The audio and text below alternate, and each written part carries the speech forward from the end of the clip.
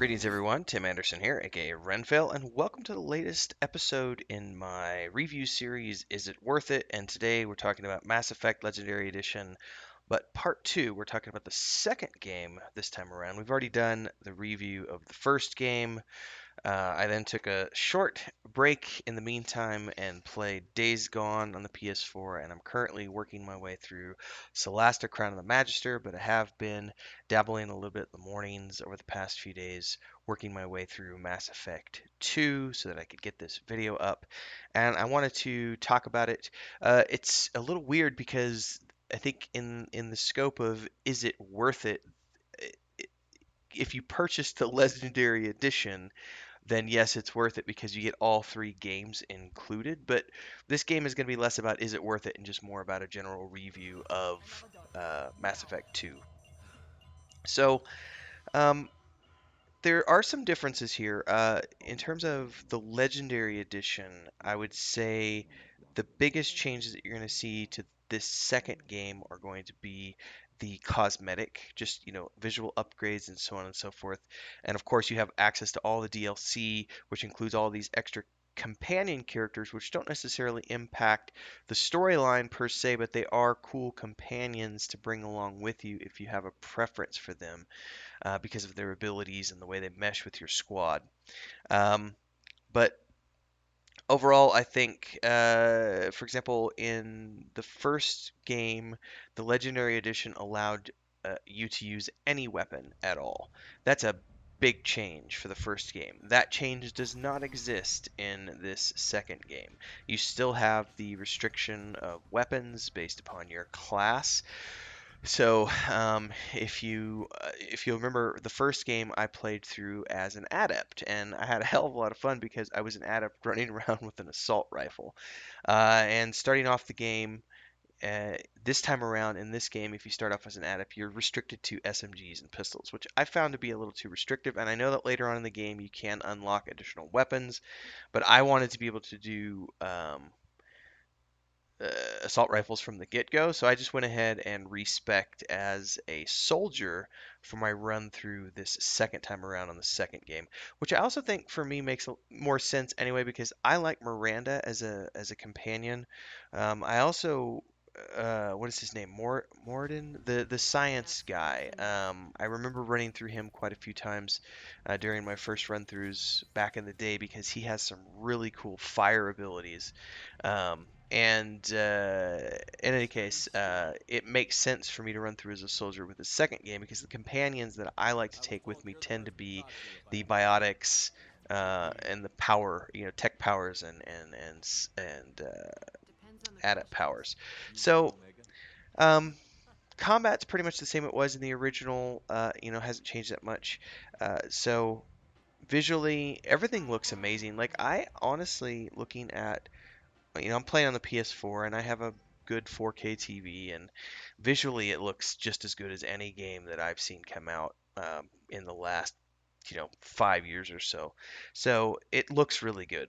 Um, there's a lot of stuff that I forgot about this game, and I want to talk about a little bit for those of you who might have never played before, or you're just looking for a refresher. Um, the Mako's not doesn't exist in this game, so which for me is actually refreshing because I get a little bored of driving the Mako around. So this game for me, a lot of people say Mass Effect 2 is like the best in the series. Uh, it's probably true. I'm not gonna lie, it's definitely a good entry, probably the best entry. Not just for the fact that you have just a ton of characters and companions to pursue, but I like the planet hunting a lot more in this game because you go to the individual planets and you scan the planets and you get resources from them, which are hugely important in the scope of upgrading your weapons, upgrading your armor, upgrading everything you have. So it's not like the first game where you install an upgrade on your armor or your weapon or your grenade or whatever. This time around, you're just upgrading the armor itself, or you're upgrading the weapon itself, or your Omni tool, or the tech damage of your party, or how many Omni gels you can take to heal your party with, or how much damage you do with weapons, or how much your biotics do, how long do things last. Like you can upgrade all of these different abilities using resources. Now, these same resources are also the resources that you need to be able to upgrade your ship. And this creates a bit of a meta game in the sense that, there are times when I just want to sit there and drink a cup of coffee and spend an hour and go mine resources on planets and not have to do any combat. And it's a great relaxation, sort of tool to just be able to log in and kind of just zone out, listen to a podcast or whatever, and go mine some planets while I'm drinking coffee. It is important in the scope of the overall storyline to max everything out, especially when it comes to your ship upgrades. That's going to be very, very important. I don't want to give away too much for those of you who might not have ever played the game before, so I don't want to spoil anything. But I just will say you're going to want to do all of the loyalty missions for your companions. You're going to want to max out your ship and upgrade it in every way possible. You're going to want to upgrade all of your weapon, armors, everything else. Do every single side mission and grind as many resources as you can because you're going to want all of those things. And resources aren't just found on planets, also on the missions. When you do the missions themselves, the levels are worth exploring because you'll find rare resources tucked away in little hidden nooks and crannies of the zones and levels that you might miss if you're only just beelining for the quest objectives. So I think it's pretty much worth it to explore everything around. Plus, this game visually looks so cool that it really also makes it worth your time to run around and explore because you can go get screenshots with the new photo mode, which is amazing. Um, let's see what's on my list here. The AI on the missions is a lot of fun, and just she's a cool character in and of herself. I was also I remember back in the day I was just impressed because I was like, oh, that's the Cylon actress from Battlestar Galactica, um, who I'm actually forgetting her name right now. Let me look her up real quick.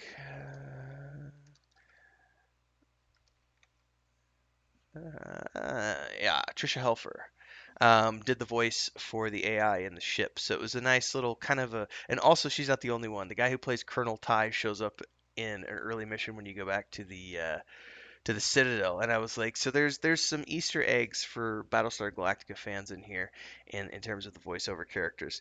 Um, what do I think? I think for me, the favorite thing about this game, and one of the reasons I think this game is the best out of the three, and I do agree with that sentiment, is the amount of companions you can get and the storylines. Like the narrative for each one of these is incredibly in depth, and the loyalty missions unlock additional layers of these characters, which really make it a lot of fun to go through if you are a story person like me who really enjoys the story and the narrative, and because you get to go do lots of cool planets and side missions. It's also worth doing the DLC for these side companions, even though they don't necessarily impact the greater story and they don't necessarily carry over into Mass Effect 3. A lot of the DLC characters provide people with some really cool storylines and additional missions. And that's the other thing I think that makes this game so much fun in the sense of not only are the characters really cool and the narration is there and the story is there, but also the decisions you make carry over.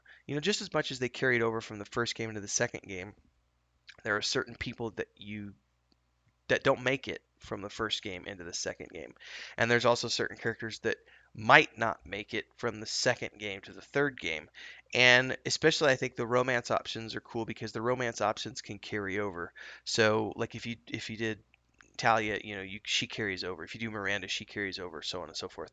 Um, but I think that's a fun aspect of it because if you really want to take the time to get to know one of your companions and they carry over into three, you get to continue on that relationship, which makes it feels a lot more real. And I think that's one area that BioWare has always done an exceptional job in terms of creating a narrative that overarches throughout their game. You really do feel like with this series in particular, um, Shepard and his companions are on this trilogy spanning story arc that goes from point A to point B to point C. And the people you meet along the way, you're forming relationships and bonds with those people that are important, and they do carry over, and they have story arcs that are beyond more than just one game, which I think is really cool. And I really wish more sequels would do that, more single player games would do that. But it's tricky, especially with voice actors. You never know what their um, availability is going to be in terms of 3 years down the road or whenever it is that you're building the next game.